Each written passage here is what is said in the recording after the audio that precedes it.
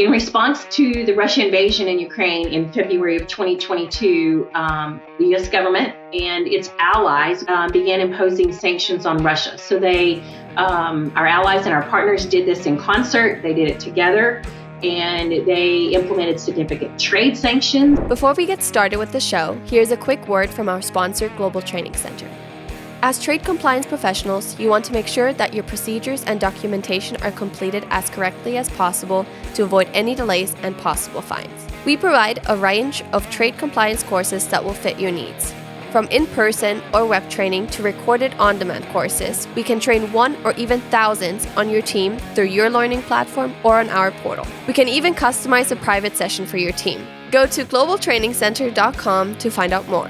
Hey folks, we are in for a great show today with SimplyTrade podcast, and we have got some really cool things coming together. But one thing that everybody has, as we are recording this, the country, Lalo, has been undergoing an Arctic blast. So it's like we've all been suffering from it. Me in the Memphis area, we have really, in the Mid-South, has gotten hit hard with, zero temperatures. Literally, I woke up the other morning and we ran out of degrees. We were down to 0 degrees. It's like, okay, I'd like to buy a few degrees from somebody to warm things up. But it's icy roads. We had 3 to 6 inches of snow, depending on where you're at here in the Mid-South area. And then we have ice on top of it. And we had frozen fog and everything else. So it has been a chilly morning again this morning,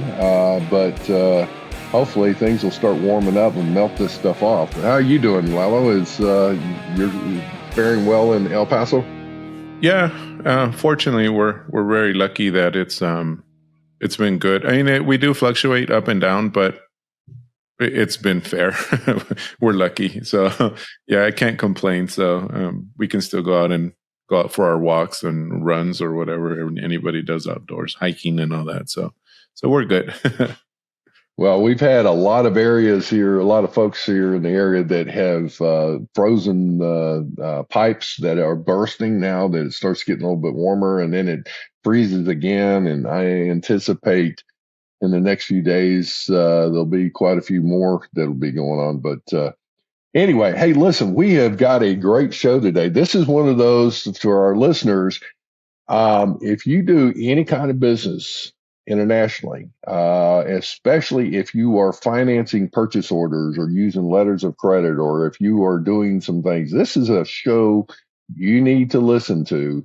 And it's probably one you're going to need to share with your CFO and with any of your overall accounting folks as well, because of dealing with financial transactions. There are new regulations that have come out regarding what banks are expected to do from a government, U.S. government aspect on any flagging of suspicious activities, financing transactions, and things of that nature that may be suspect, that the financial institutions could be and would be held liable from a government perspective. So we're going to get into the details on that, but Lala, why don't you introduce our guest and then I guess the official topic of what we got here. Right. So this all started with my banker, believe it or not, here in El Paso, gave me a call and said, she actually called me. Usually these days you get an email or a message, a DM on social or something, but no, she actually called me. She said, "Hey, I noticed your bank profile that you are in trade and blah, blah, blah, et cetera." So she says, "We're very concerned here because we have no idea what this means. Can you help me with this?" And I took a look and I was like, well, sort of, and I started explaining to her a little bit of, super high level, especially because I didn't want to overwhelm her. But then I thought, I know Michelle Schultz and her team are like big into export controls and sanctions. And that's not the only thing they do, but I remember her expressing a lot of enthusiasm in talking about that. So I reached out to her and I said, hey, Michelle, can you help me with this? Maybe we can have this podcast, et cetera. And so she brought on one of her senior advisors onto. She said, I'd rather have Kelly, and Kelly, if I messed up your last name, please forgive me. But Kelly McCorkle from the Schultz. Hey, McCorkle. Yeah, so from the Schultz law firm to talk about this. So let me, and everybody, please excuse me because this is a very long and confusing term. But let me, I'm reading on the screen. I'm sorry about this, but it says the November 6th joint notice from FinCEN and BIS introduced a new SAR term called FIN-2023-Global Export. So basically, it's financial institutes, like Andy said, being responsible for now doing what trade people do, kind of like the denied party screening and making sure that they're not doing. I'm thinking, so I don't know, Kelly might go more a little bit into this or not, but here on the border, I'm wondering if she asked me because, I mean, sometimes maybe like drug cartels or something might want to set up a business and they're funding it. And, I don't know, maybe she's like wondering how much trouble will I get into this or not? I don't know. Maybe that she didn't go into any details, of course, and I wouldn't even disclose them either, even if she did. But that is what I'm thinking. I mean, of course, there's other things that that we're gonna talk about during the show. But Kelly, thank you. Welcome to the show, and hopefully we have something here that we can help you talk about. I mean, hopefully we didn't butcher this too bad, but and you're not laughing at us here. No, I appreciate this very much, and yeah, this is a really unique topic for banks, and I can appreciate her reaching out because if and I'll have a little bit more information, but if you think about a bank, their focus is on financial transactions, and then all of a sudden somebody tells them you have to look at global export transactions. So they're like, I don't even know what a global export transaction has, what documents are there, what do I need to look for? And so we're going to talk a little bit about that today. I want to go through the history of this suspicious activity report that she's referring to and talk about how it came about, and how banks can look at it and implement some measures to check for it. But the other thing is, and Layla, I think you kind of hit it earlier, was that if they're reporting all this, and maybe Andy, it was you, but if they're having to report, it's sort of putting everybody on notice, If you're an exporter and you're trying to evade sanctions, your bank may be turning you in and you may not know. So, yeah, we're going to talk a little bit about. Well, before we get too far into this, Kelly, let me just say, setting the stage for our listeners here real quick, is that this legislation or regulation, it's a regulation that is being put out by BIS and the financial, what's CEN stand for? I've forgotten. FinCEN means Financial Crimes Enforcement Network. This gets into the financial transactions, whether it's financing some things or for an international transfer, like what we mentioned, a purchase order, and you mentioned earlier off camera, Kelly, a letter of credit for freight forwarders, customs brokers, and things of that nature that are engaging in situations where you're dealing with some of that and it goes through a third party or whatever, and a financial institution comes into play with some of this, as well as I would think the company itself could be self-financing certain things. So they would fall under this kind of regulation. But the point being is, as we're looking at this, you could be, again, a logistics company, a service provider. You could be a manufacturer. You could be, a distributor, where you're buying and selling goods and things of that nature. And these regulations deal with obviously the financial aspect of some situations and completing financial transactions. So folks, as you're listening to this particular show, this is one of those that I mean, you really need to stop and think. And it's like, you're going to be listening to this again. There are actions you need to take to shore up your risk in this scenario, because I guarantee you there is going to be risk associated, especially if you're a small bank, a large bank, or something like that, that you're dealing with somebody. And as a company, as an importer, as an exporter, and things of that, you're going to have to share a lot of business intimate details of a contract, of a transaction and whatnot to complete the financial transaction. You might be doing everything right and everything's great, but you're like, well, I'm not going to share my contract or this or that. And if you don't, that transaction will not go through, and then your whole deal goes, belly up. So as we're looking at this, there's a lot of serious implications here. So we're going to get into this. So Kelly, if I got that somewhat, I got to tell you, this has got me the hair on the back of my neck standing up like a rabid dog hairs, like something like. I'm like, oh man, this is serious stuff. Yeah, well, yeah. So the whole goal today is just to discuss how financial institutions are now going to play a very important role in assisting the trade community, enforcement authorities, and U.S. export control sanctions. Specifically, this started with Russia. So I want to talk a little bit about that. And then you mentioned earlier about the global reach. Again, it started with Russia, but it has now become a broader approach by the U.S. government. So a little bit of background. We're talking about financial institutions. So these are banks and entities that are subject to supervision by any state or federal bank supervisory to the Bank Secrecy Act. So it can be, in fact, even a casino is listed as one of the institutions responsible for reporting. So I thought that was interesting. Hey, that's Kelly. Have you ever seen?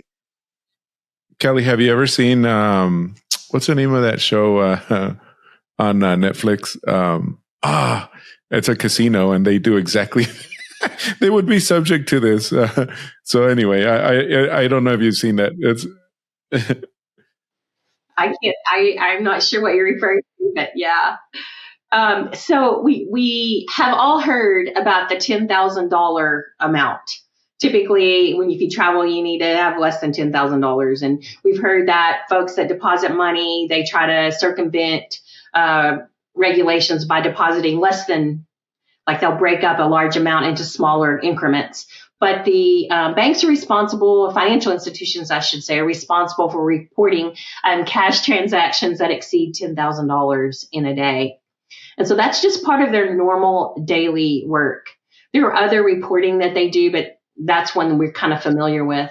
But the other thing that they are required to do is report suspicious activity. And those are usually around, again, financial activity, such as money laundering, tax evasion, or something of that nature. Not in the export control world. So you mentioned FinCEN earlier, the Financial Crimes Enforcement Network. And we'll refer to that as FinCEN because it's such a long word. Most of the time I'll try to stay away from acronyms, though. But this is a bureau under the Department of the Treasury. And it reports to the Terrorism and Financial Intelligence Office. And this is the exact same office that OFAC, the Office of Foreign Assets Control, reports to. So they have similar reasons for getting this information. But FinCEN specifically is responsible for administering the Bank Secrecy Act and other regulatory functions. They have other functions, but they help law enforcement investigate. They look at domestic and international financial crimes, and they look at trying to prevent and punish criminals and others performing financial crimes.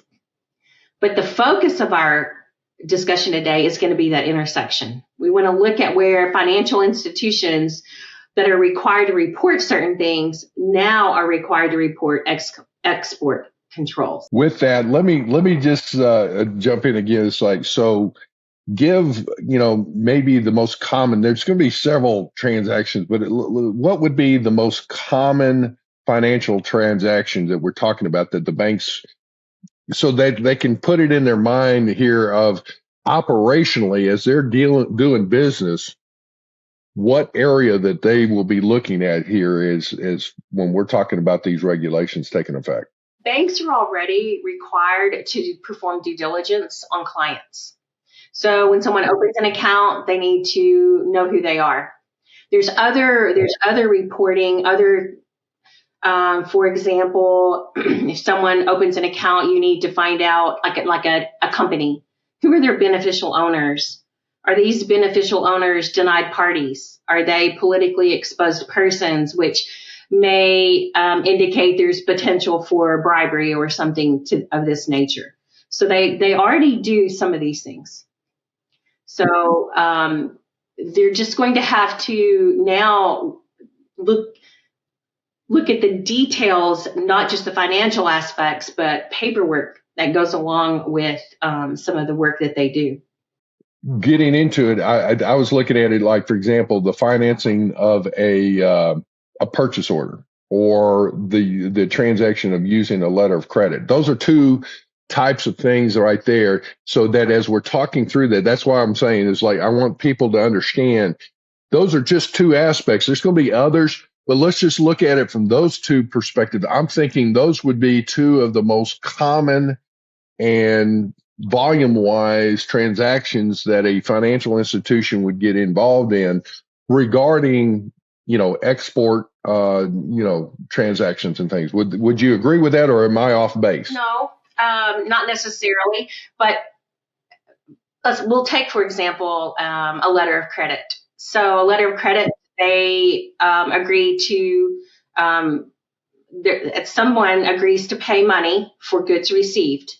And the letter of credit will typically have a contract. It will lay out exactly what's going to be transferred between the seller and the buyer. It will lay out how the payment is going to be handled or transacted, what banks are going to be used, how the payment is going to be transacted, a wire payment, however that's going to happen. But they'll have a bunch of check boxes. There will be a lot of things that have to happen for the to fulfill the contract and money to be released. And so the bank will have a lot of information. They'll have this contract. It will probably lay out all details of what is actually going to be sold, the goods that are going to be sold, shipping, who's going to ship, where's it going to arrive at, who's going to deliver it. All of those details will be in that document. So they have access to a lot of information around a transaction. With the regulations you're talking about, the information they're looking at, in today's world, let's say a letter of credit, are they going to have that extensive of information, or are we talking about that they're going to be needing additional information that will have to be supplied by the company? They'll have it because they'll already have this. Yes. So they've already got this. I can see from a letter of credit perspective, it would be a case like, okay, here's a transaction and that the shipment is moving. And so, obviously I'm selling my goods. I have a letter of credit that do not want to release the goods until payment is made to the third party, by the buying party. But the buying party is not wanting to release their monies until they get, control of the goods and all of that. So hence the third party with the letter of credit.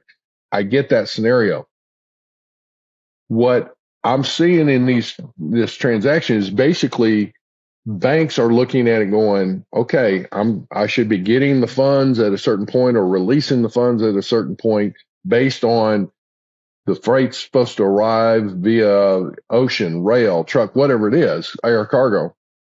And when certain things are completed, they're looking at it, say, have all of the requirements been satisfied to release or accept the funds? I get that. What I see now, as we are getting into it, before that even transacts, is that the banks are going to have to look at it and assess, are all of the details with this particular transaction nefarious, or are they legitimate and can continue on? So there's like this neutral party in a sense with the financial side of it, that they're not involved necessarily with your business, knowing what you're selling or how what the commodity is and those kinds of things. But yet they're going to have to make an assessment to say, is this suspicious activity or not? If I got that. You're hitting the nail on the head. But my first comment would be that banks don't have to scrutinize everything, but they have to have a means to do it. And so maybe if it's a known client, they do the same thing over and over and over. Well, they're used to that. But what if that client all of a sudden starts using a new freight forwarder, or starts shipping it to the same end user but to a different country, and then to those sorts of things? Those sorts of things are the red flags that would then indicate I need to go look at this. Well, and that comes into like a routed export transaction comes into play, where somebody could, do something in there. And then again, if a bank's got their hand in that, they're going to have to look to see what's going on with that. All said and done, so why don't I stop asking the questions and let you go ahead and go through and jump on there? Because I'm looking at it. There's a lot of good discussion in this, but I see it more from the application here is that there are questions and I guess scrutiny that banks are going to have to engage in that they're not normally engaging in today. In the past, and as the new regulations take effect. So, all right, I'm going to shut up, let you go do your thing, Kelly. All right, so I'm going to repeat my slide here, and then I'll continue on. So the focus of our discussion today is really the intersection of financial institutions reporting suspicious activity and export controls. So before, they've been looking at money laundering, tax evasion, financial crimes, and now they are going to have to be looking at export controls. It's not in their wheelhouse. They don't have a lot of knowledge about what to look for an export control violation. FineSyn has set up the capability for them to report suspicious activity. They already do it for financial crimes. It's called a suspicious activity report, or an SAR for short. And banks or financial institutions do these routinely for other activities. But they're filed electronically on the FineSyn website. And every time they file one, they have to assign a key phrase. And the key phrase is called a key advisory term. And this then designates a particular type of activity that they are reporting, so that FineSyn knows, okay, this goes in the $10,000 bucket. This goes in tax evasion bucket, and so on. So there's different purposes. But I want to back up just a little bit and talk to you about the Russia invasion of Ukraine, because this is where export controls kind of got started. And this is where banks then were pulled in. So in response to the Russia invasion in Ukraine in February of 2022, the U.S. government and its allies, global allies, began imposing sanctions on Russia. So our allies and our partners did this in concert. They did it together, and they implemented significant trade sanctions on Russia, which is exports of software, technology, and goods. And OFAC, the Office of Foreign Assets Control, then created the financial sanctions. So, for example, they blocked certain Russian banks. They prohibited correspondent or payable account processing. And singly, the U.S., I want to throw this in, applied these to Belarus too. So we're talking Russia, but for the U.S. side, Belarus is included. And just so folks understand, you look at the Belarus is next door to Ukraine and Russia, so they border along there. So geographically, just looking at it, they have been known to assist. yes, and they seem to be very in cahoots with Russia here. So just again, Absolutely. So FineSyn, with these sanctions came about very quickly and were implemented very quickly. So FineSyn, in order to make financial institutions aware of potential efforts for Russia now to try to evade sanctions going through banks, they released what they called alerts to the financial community.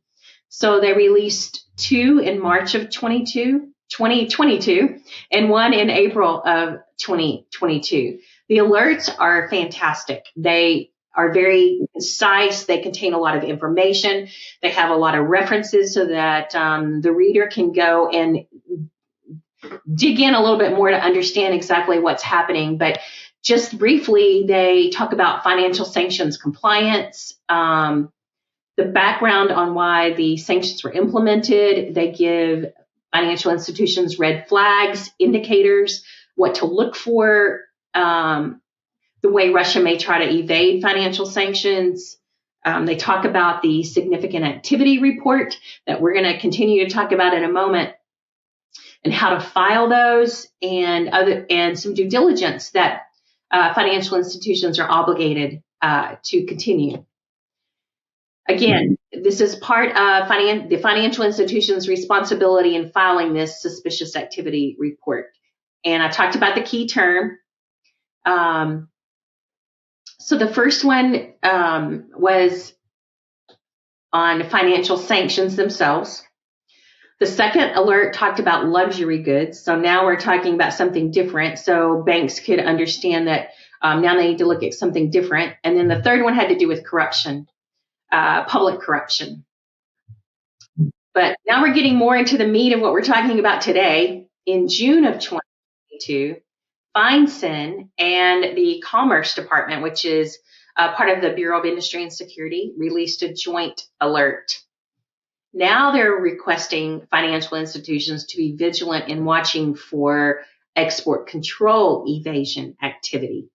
So this is not something the banks have done in the past. They've been looking at financial activity and for odd happenings that may indicate other things, but not for export controls.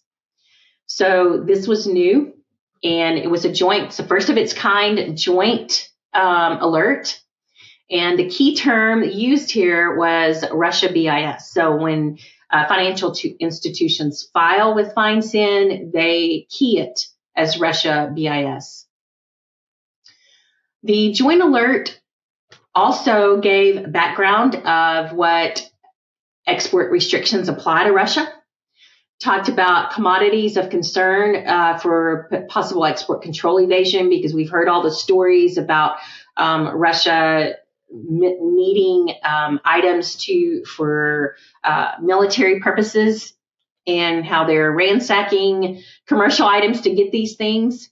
And then, again, a list of red flags to help the financial institution look for potential export control evasion. And if you look at the whole, financial institutions are really uniquely situated in the transaction. They're assisting exporters in conducting business, but they also have access, and we talked to Andy earlier about how much documentation a bank may have specific to an export transaction. So we talked about letters of credit.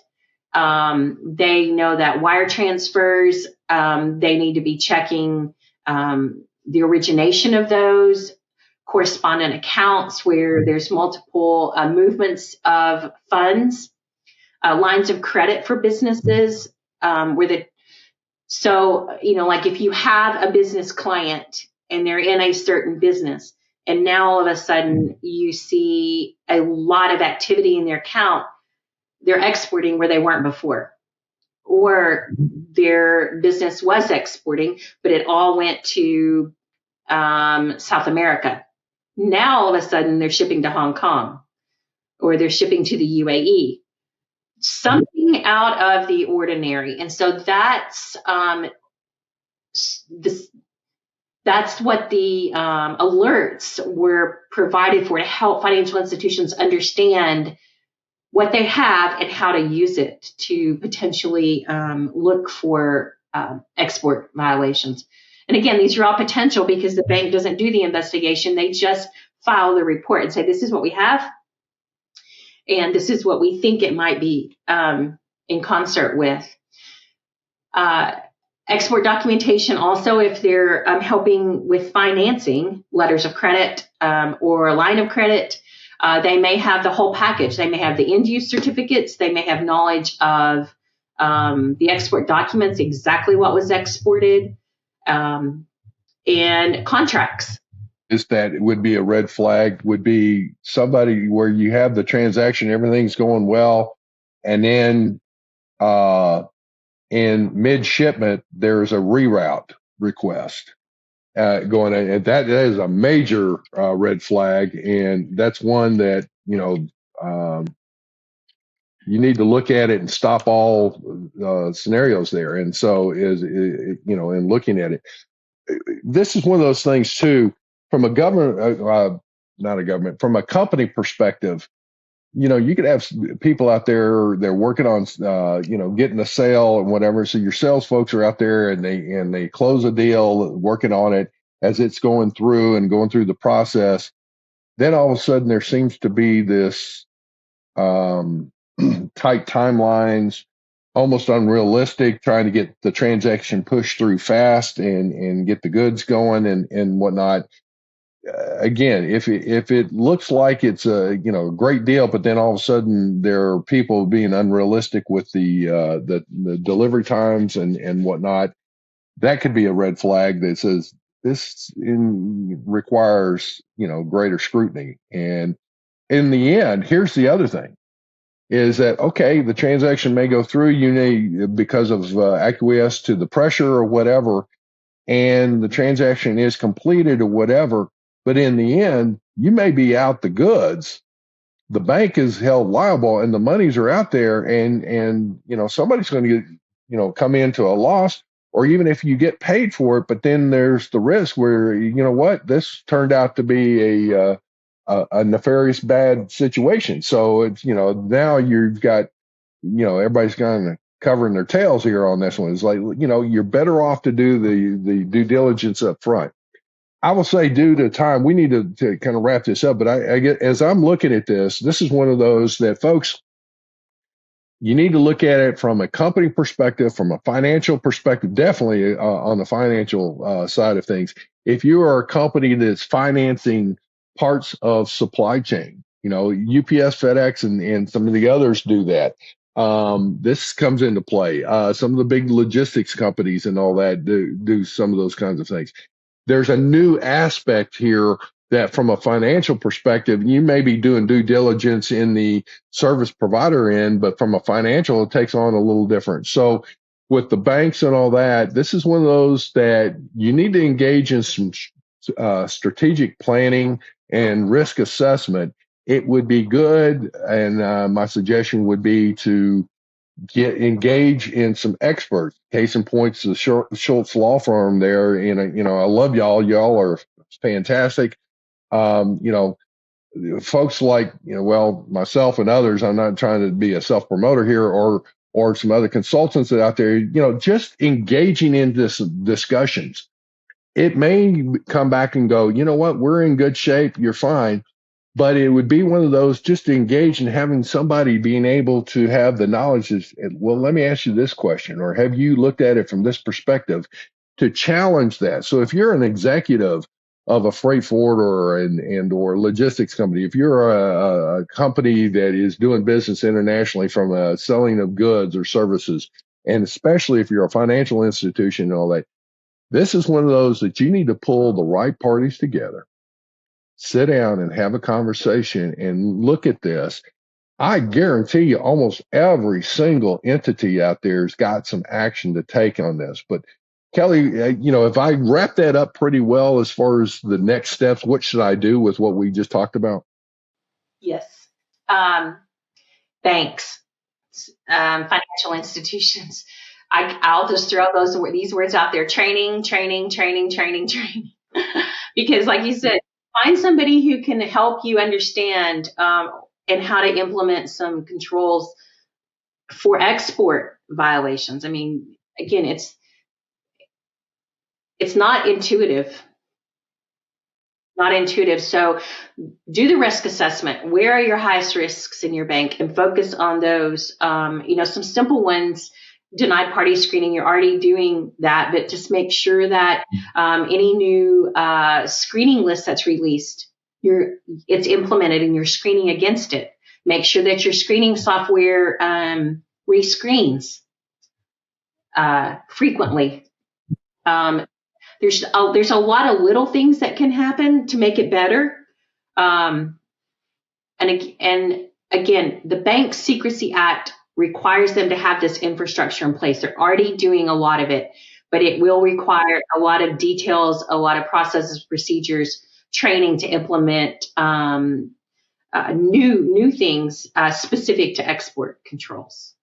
Right. And you're going to need to either outsource for some of this knowledge or at the same time develop your own staff in the financial institution on when you're looking at the paperwork. What am I looking at? What should I be looking at? Case in point, Incoterms. Everybody talks about international commercial terms of sale or Incoterms. But on that is that, well, then as I'm looking at this, how should the bill of lading look? How should the commercial invoice look? What information should be synchronized between the bill of lading, commercial invoice, and even the packing list? And is there something in that is not adding up? If there is a shipper's letter of instruction, does that match what the shipment paperwork has? And then you have the contract. Well, based on the contract, does the Incoterm correlate to the contract? Because a lot of times people, look at that and they'll just put in just about FOB on everything, when in fact there should be something here. This is an exports transactions, or the old DDP, duty delivery paid, or DAP, and all that. All those kinds of things come into play. So, good night. I'm telling you what, there's a lot to this. It's not the sexiest topic around, but I mean, it's one of those that really comes into play. And folks, I hope that you understand this is a very serious new regulation that has been out for a few months, but it's one of these things that needs to, you're going to have to enhance your procedures on how you do things, what you look for, and those kinds of things. Kelly, I appreciate you being on with us. And Lalo, I'll tell you, some of your courses at the Global Training Center come into play here as well for somebody to get up to speed on some of this. But this is a whole new aspect on some things. So it has a lot of very deep implications here too. Yes, it does. Yeah, and yeah, you're right. We do have quite a few courses on exporting and EAR, and I mean even ITAR, I guess, if someone might need to look at that. But yes, they can just reach out and we'll figure something out on our end. Well, with that, folks, I hope you have a good day, and then we will have contact information from the Schultz Law Firm for Kelly and that firm. There's others that you could look for, or you can send notes to Lalo or myself, and we'll be more than happy to try and answer your questions or point you in the right direction to the appropriate resources.